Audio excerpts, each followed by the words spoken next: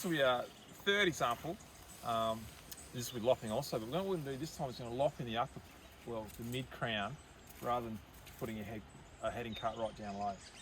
So we'll start off quickly by just cleaning, sanitary pruning, giving ourselves access and a feeling of space of when we're doing it. But also when we come back, it's also a way of gauging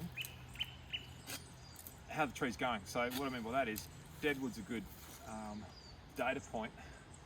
So if you start with a tree with no deadwood in it, then you come back, it still has no deadwood and it's good.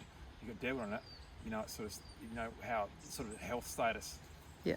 So what we're going to do is, because we're now ordering these trees, start with a clean slate, get all the deadwood out of it. But this, by the way, this is just natural, quite natural twig death because it's young, juvenile. That's just a normal. This is just from a normal growth pattern. Yeah. It's not because of stress or dying or anything. This is just normal growth pattern for a sapling of this age. So all these just to create all these twigs down low.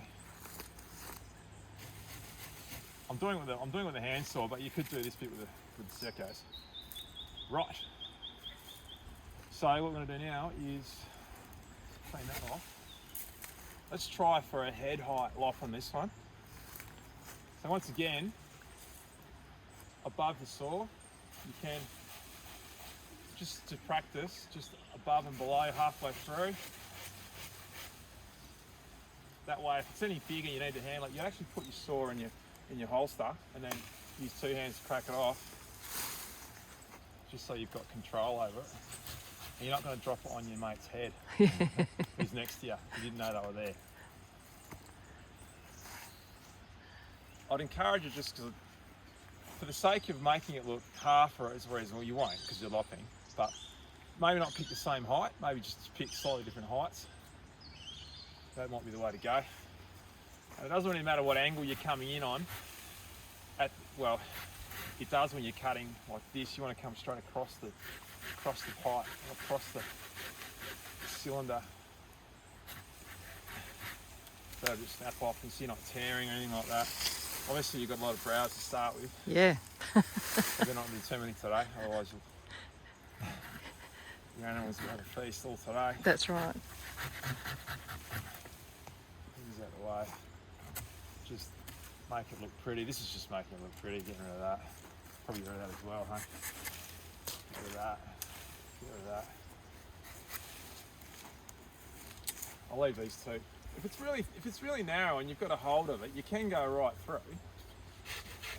I was overdoing it just to show you that it's safe. See how that cracks? The problem if you do a top cut, that's top cutting, right?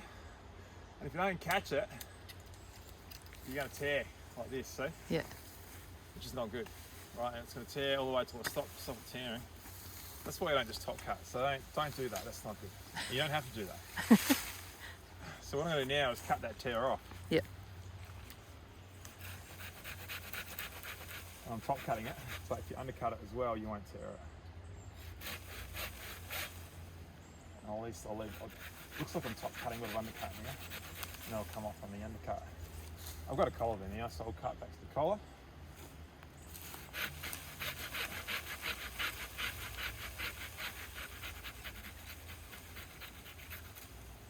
All right, well, like this guy, so I'm going to do two side cuts, and just different heights, just because it looks better. Doesn't really. It does look better than straight across. It's like a hat stand. Yep. No, I don't like giant hat stands.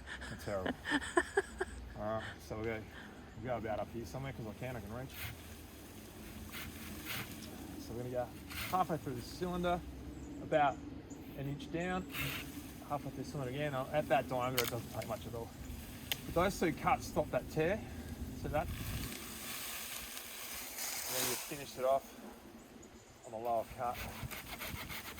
Like that. And this last one will look pretty cool, I reckon, about there. So we'll get rid of him.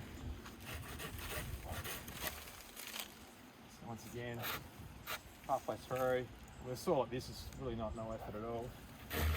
It's almost like one pass through with the teeth. This is a Japanese silky saw made in Japan. How much are they, Saw. Chris? about $120. But that's Japanese steel, and you see that there's no way you can break it. Yeah.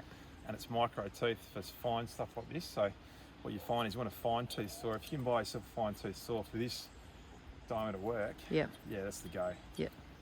ARS is another Japanese brand, which is cheaper. But the Japanese are the best with the pruning saws. Okay.